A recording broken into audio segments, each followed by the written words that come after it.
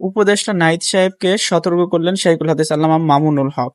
এই তথ্য উপদেষ্টা নাহিদ সাহেবকে সতর্ক করি, আমি তার দৃষ্টি আকর্ষণ করে বলতে চাই, মামুনুল হককে চিনেন না? আজকে ফ্যাসিবাদ বিলোপ হওয়ার ১.৫ মাসের মাথায় আমার বিরুদ্ধে অনলাইনে ফেসবুক কর্তৃপক্ষ সহ ইউটিউব কর্তৃপক্ষ সহ অঘোষিত নিষেধাজ্ঞা জারি করে রেখেছে।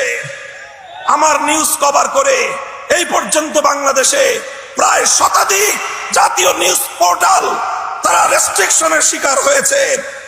আপনারা ওখানে বিলাসিতা করেন, বৈষম্যের বিরুদ্ধে সংগ্রামী আমাদেরকে আমাদের সমস্যাগুলোকে সমাধান করবার কোন চিন্তা আপনাদের নাই। আপনারা উপদেষ্টা পরিষদ রাষ্ট্র পরিচালনা করতে পারবেন না আমাদের সহযোগিতা ছাড়া।